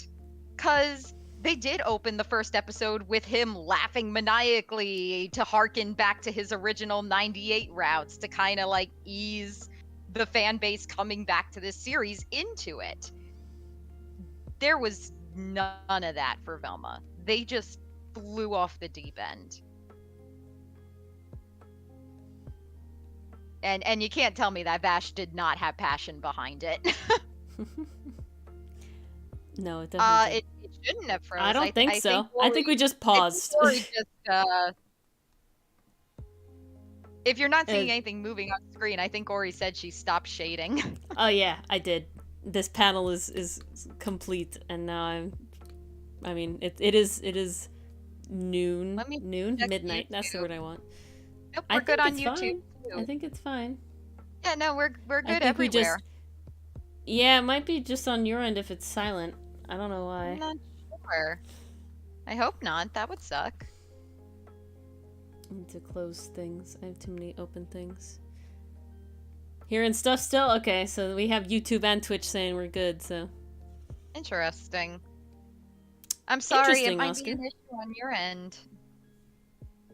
Never mind? Oh, never mind? Yay! I think we just had a pause in our speech as well at the same time. Maybe so. That's funny. But yeah, to go back to your original statement, Lakitu, Velma, yes, it stopped feeling like the characters. But it's bad alternate universe. It's an example of how to divulge too far from what the characters originally were. It's an out of character that stops being interesting in any sort of way. Yeah. Because you know, like Ori kept saying, Mystery Incorporated did go into Velma's personality and into her backstory a little bit. We got a different view of the character than what we were used to from the 60s, the 90s, the early 2000s. It was different, but there was still something in there that we recognized that we were more willing to accept as canon or a variation of canon. Velma did not have that. Yeah. Stop being Scooby-Doo for me when Shaggy became... Yeah, that's a big one, too. That's a big one, too. The deciding factor for me was when they started winking at the audience too much. Also, I hate that 420 joke. That pisses me the hell off. I didn't like that none of them felt like the characters again. Because when you think about it, right? When you think about it, the very early Scooby-Doos, they didn't really have a lot of character. Right, they sort of had their one thing, and that was it. You had Velma was smart and of the song. Velma was the smart Fred one. was the leader. Daphne was the pretty one, and Shaggy and Scooby were the foodies of were the goofy group. ones. Comic relief. Right, that was it. That was literally it. They had no personality beyond that. However, when you can take that and still feel that way and have more depth, essentially Velma took everything that made those characters that specific thing and removed it. Yeah. That's a case there's of not a single character that has the same original, incredibly basic, incredibly minimal information. Okay, is this about Outcast, Jamie?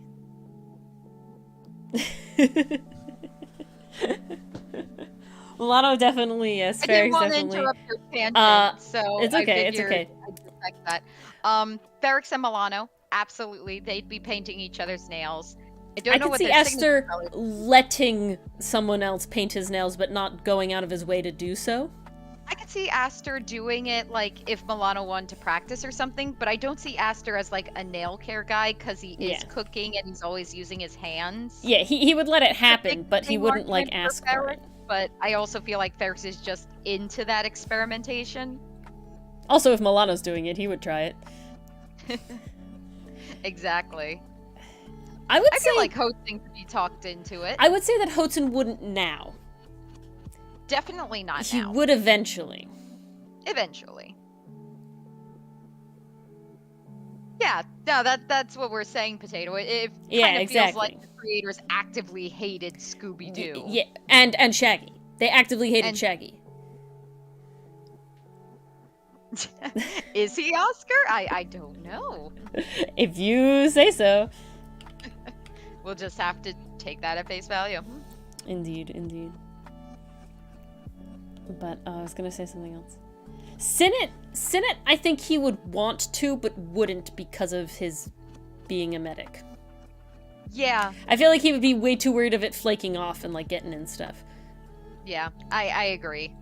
Also, and in a he's place where all the time, and let me tell you, when I garden, my nail polish gets horribly ruined. Yeah, he would have very short nails all the time.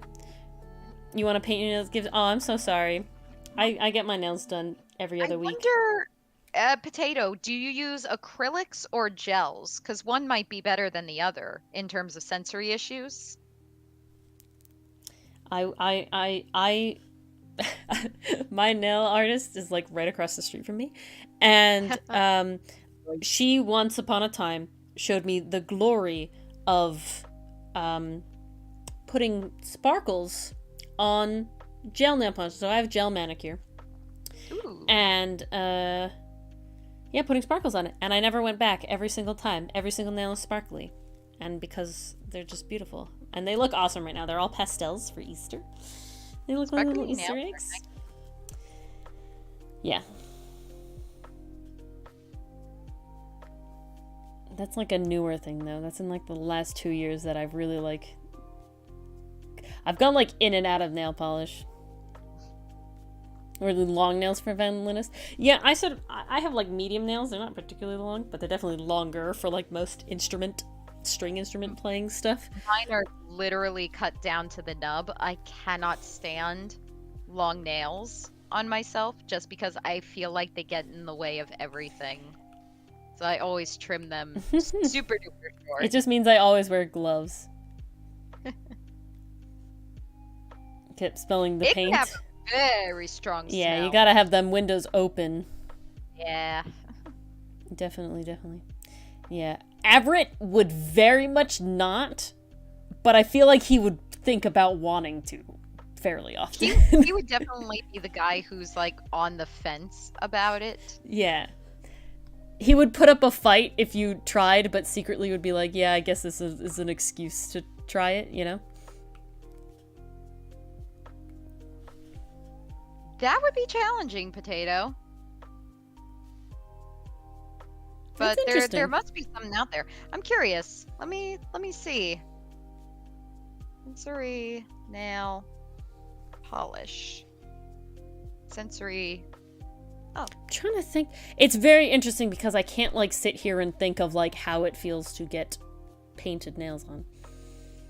I'm thinking about the butterfly effect. I know when I got my nails painted younger, they would last for maybe like a day before I started picking at it. And I always found it so satisfying when it peeled off in one big sheet. It was like when you glue glue on your hands and it dries and then you peel off that sheet. I don't know, I found it so satisfying. It took me forever to break that habit. Well, there's actually a base coat that is specifically to peel off nails for specific, like, especially if you use like gel, so that you can just pop them off like that in one go. Her gel is really bad for your nail beds. Interesting. I don't know.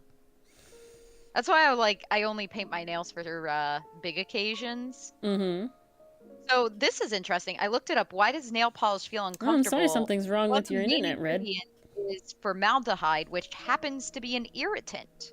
Interesting. Some other brands have created polish for nail junkies with sensitive skin. I wonder if that would help. Yeah, who knows? There's always a chance. But yeah, that's kind of all the cast Oh, what colors would they be? So they all have signature colors. So Ferrex would obviously be green. Milano, I have a tough time because it's like his color is red, but I think he would look much better with the blue of his scales. Excuse me? Hear me out though. Mm-hmm. If he were testing nail polish, like if he were with Ferrex or someone and just having fun, he would literally make every other nail a different color. Yeah, that's true. But Like to be put he would together. have the rainbow nails, and then he'd be like, "Ooh, stripes on one, polka dots on another. Can I do a flower?" Like he would like be Ito, yeah. Yeah, like Ito. That's something I want to do, Oscar. It's been sitting around, is have Milano cosplay Ito and Ferrex cosplay Goro. Because, I mean, come on. It's come on. perfect. Although if we were doing this accurately, Hotsun would be Goro. Yes, but the ears, you can't. Because of ship. Now you're interested? I actually made an attempt at drawing, and Mars saw this sketch. This was my sketchbook art when I was on vacation. It was, I first drew Kave and I'll hate them. And then I attempted to draw Milano and Hotsun sort of in the Genshin quote-unquote style.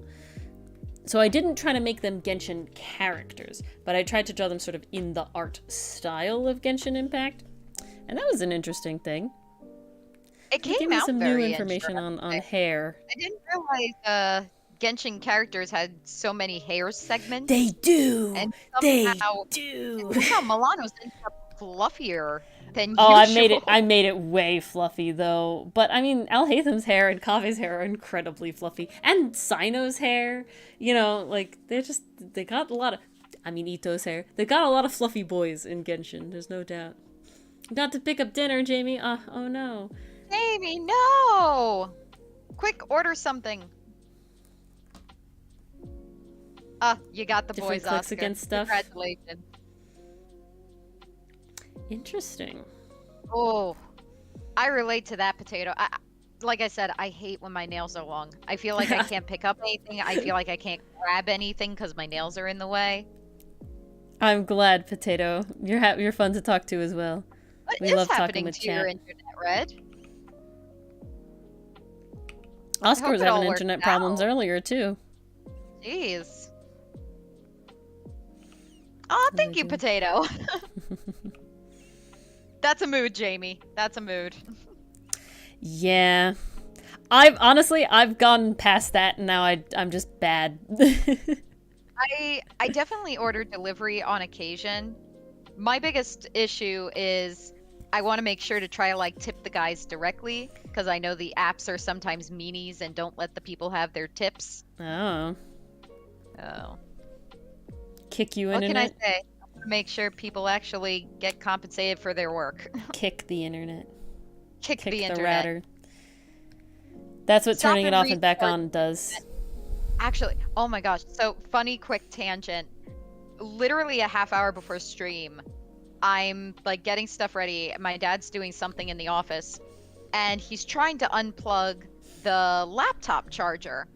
Well, apparently the laptop charger looks exactly the same as the plug for the internet router. And he unplugged that instead. So all of a sudden, no. I'm scrolling doing my thing, and my whole system goes down. I'm like, what the hell? It's like, Excuse sorry, me? I'll fix it. Well, good he fixed it. Like, quick, please. An idea for a storyline? We really just have Outcast in the works. That's about it. We do have a want to do a detective story. That'll but be the that's next one in definitely 5 not years. fleshed out. That's more of a pipe dream. It's than an incredibly anything. vague of like, if we're cool It's a enough. very vague conglomerate of vibes. Yeah, That is it. exactly. Of I feel like desires. we should add every time Mars says vibe to the bingo sheet.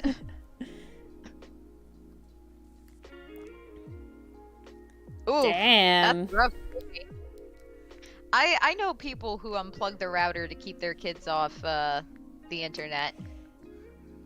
I think it's fine, like, when you're very young for, like, impulse control, you know? Yeah. Because it's like, Shouldn't be on I it all the didn't, time. like, we didn't grow up with internet in the same capacity as even, like, That is my two awesome. younger cousins did. Ooh, the Newsies. I like that. We like detective things here. Detectives and scoundrels. That's the goal, Mars. How do we make a detective scoundrel? Oh, well, you know how we make a scoundrel show. We have to give a love interest that convinces the audience that everything's straight, everything's fine, but then we make the best friend and their interactions gay as hell. Yeah.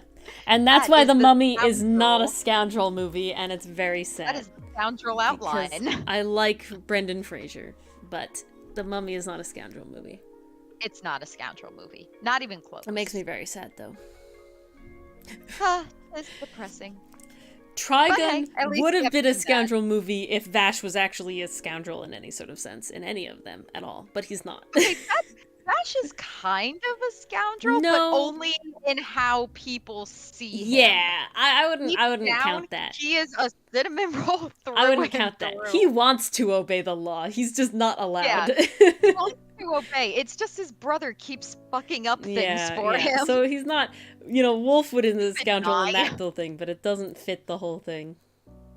Hey, Wolfwood is kind of like main character number 2. He gets like 3 episodes dedicated to him. It does seem that way. But if I remember correctly, it's read in different red universes, so it's all alternate universes is the story, which is interesting. Which is kind of like what Rick and Morty decided they wanted to do a little bit. Well, that was more multiverse. But does that not mean Honestly- alternate universes? It really does. The terms can be used interchangeably. This is as seniors in high school now? Oh, very cool. That's wild. That's rough for your friends, Jamie. Oh, man. It can be hard potato. Honestly, here's how you do it. And here's how I've kind of heard it over the years is that you write the ending first. Write who did it, how they did it. Now work backwards from that. Because once you know who it is and how it was done, now you can lay the clues for the other characters to find. Have you seen Knives them Out? just how you need that the ending will happen. There's two. A great if you have not seen the series, two but- Knives Out movies, you should and take notes about them, because the way that they deal with the mystery, even in like its execution in the end, is very, very good. But it's very interesting to sort of work your way backwards from the conclusion. And yeah, Knives Out, the first one is fantastic, love it, awesome. I still liked Glass Onion, was very good and God did it have Ace Attorney vibes at the very end. Holy heck. Literally, what I'm talking about is literally the characters show the villain the incriminating evidence, and he burns it. And I was just like, this is such an Ace Attorney moment. This is exactly what Phoenix would do. But those two movies are fantastic in the way that they deal with the mystery, because it's one of those like, wow, you watch back and it's like all the layers and it's nuts and it's insane and very, very good. I also do, in a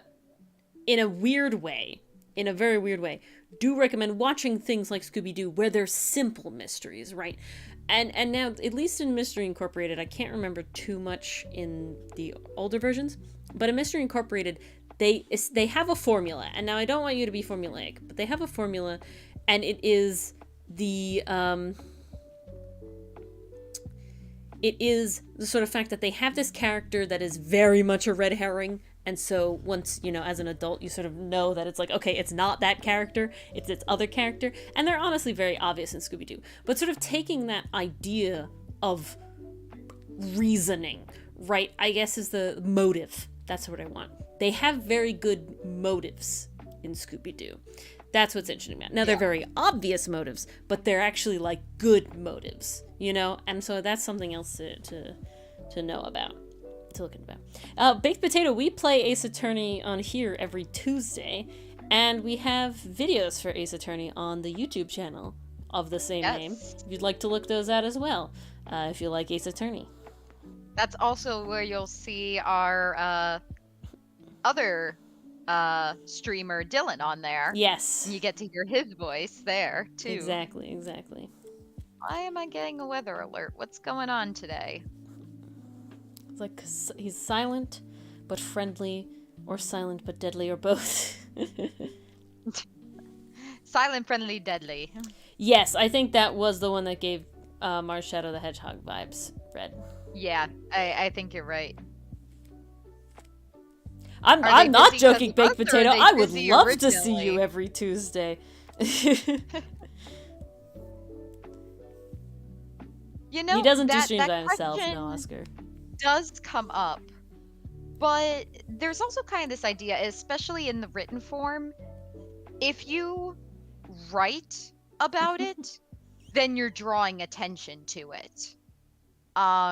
This is why I highly recommend watching the 2 Knives Out movies, because I think the way that they do it is very good. And now this is a very interesting thing, and Ace Attorney does this as well, Akatu. They don't give you all the information at the beginning. No, okay? They definitely don't. They're and both they make you work for Knives it. Out and Ace Attorney don't start that first moment handing you all the cards. Because if you have all the cards, most people are very knowledgeable. Even Sherlock Holmes, if you watch any Sherlock Holmes movies, they never give you all the cards at once. You don't show up to the crime scene, get all the pieces, and then have to put the puzzle together. Another good one, the Batman movie, the most recent one with, what's his name? The vampire guy. Robert Pattinson. Thank you, Pattinson. These are other good, like, detective-y, you know, moving up ones, where they really push the fact that they never give you all the information in the beginning. However, once you have the information, all the other stuff that sort of didn't make sense makes sense now. And I think that's very important. Yeah. Yeah. Because one of the big draws of mystery is the element of discovery and the satisfaction of putting the clues together. Whether the audience is able to do that or not, the end goal is you want the audience to say, oh, I see the trail of breadcrumbs now, or, oh, I figured it out. I have another good example. It's usually the 2 reactions you want. I have another interesting example.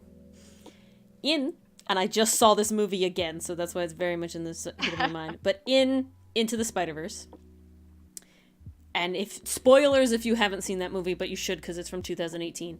And it's amazing. Yeah, it's very good. But spoilers from that movie. At the very beginning, we watch Miles with his uncle go down into this very specific sort of underground area off of the subway to give him a place to do his tag, right? His graffiti tag. And Miles asks him, how did you find out about this place? And the uncle says, it's like, Jamie, it's been how many years? Go watch it. Go watch it right now. 5 years? That's enough years. And that's where Miles gets the spider from Alchemax and gets bit and all this sort of stuff. But the uncle says that he was on an engineering contract with work, and that's how he found it. And later on, when Miles watches Kingpin and sees the collider and everything for the first time, he runs away, and he found it because he went back to that tag, and he runs past that tag, and that's where the spider was. So that's all the the Alchemax thing. Alchemax, thank you, Jesus Christ. The Alchemax spiders from, and all this sort of stuff. So when it turns out that Prowler is his uncle, you realize that you knew all along because of that whole moment, right? So it's these very subtle moments that are very obvious, when you have all the information, Mm. right? That's the big difference. Have you seen a mystery done badly, Ori? Just to kind of provide an example of how to do it and how not to do it. I'm curious. I think there's two things that make a mystery done very badly. That is when rewatching it gives you no further value. Mm-hmm. And when the reason that they did it makes no sense. Okay. Right? So if I go and watch a movie again and I can't pick out all the little pieces of the stuff that I should have seen the first time, right? Now making sense, that's not right. That's not good. Right? And that's not the same as rewatch value. It kind of is. It kind of is. Does Velma count as a bad mystery? Interesting. I think you've seen more of it than me. I have watched a whole... I have watched somebody go over every episode, so I do know the entire thing. Okay. I have not watched it, gotta actually. Admit, I gave does up. I did not get into the mystery. Count as a mystery. There is a mystery. Is it a bad... See... I would have to say, maybe this is a hot take. My answer is not. It's not real. I would not count it as fully bad, no. And the reason for this is that when you think about it, there is a fair amount of setup for it. And they have the classic Scooby-Doo red herring where it's the dad the whole time. But her motives for it is for the actual person who did it, make sense within the context of the show. Now, do they make sense in real life? No, not really, because the whole thing is ridiculous. But they make sense within context of the show, right? They have this whole sort of red herring thing, and the whole thing. So the mystery aspect itself, the very core basis of this is what's happening, here are the pieces, finding it out, and realizing what it is. They have the red herring. They have now the whole premise itself is incredibly, utterly ridiculous. But at very least, I can understand within the incredibly ridiculous set of the show why the villain did what she did. Like, why she had the motivation. But it is incredibly ridiculous in the end. And I think they actually have technically 2 red herrings in the whole thing. But when it actually gets into the mystery part, like halfway through, I do think it's actually done relatively well. I'm trying to think of something that's specifically a bad mystery. When I watch things about or read things about mysteries, they're always like...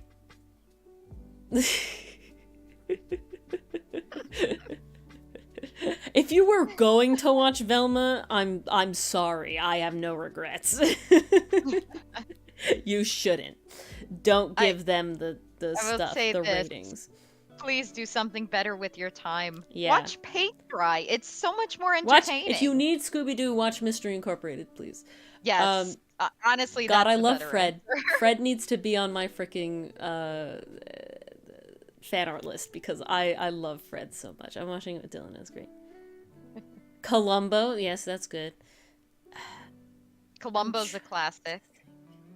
Monk for me. I grew up watching Monk. That was a really fun. Good one. I liked Psych a lot. Yeah, on. Psych Yeah. I liked a lot. But my advice, when did I give cryptocurrency advice? I don't know. I don't remember that. Can you clip that for me, Oscar? I don't know when that was. I'm not entirely sure. But all right, any finishing questions about anything? The comic, the topic, anything? Art, Last writing, chance. Go quick. general.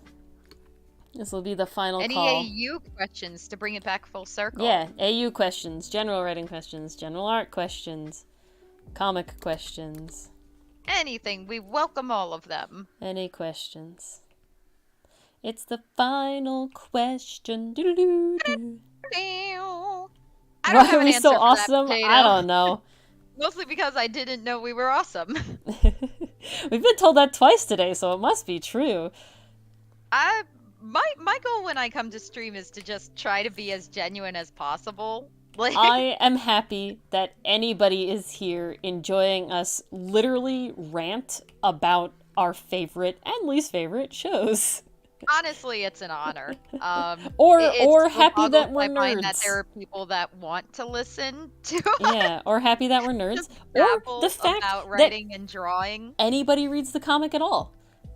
Yeah, You know? that still boggles my Literally, mind. if any of you tell anybody else anything about the comic or us in general, just know that I'm happy. If you think about or our show characters interest in when we're not characters here, or have questions for us, I'm like, happy. that makes our Yeah, day. asking any questions about it, even if we decide that we can't answer them. No one's believing us.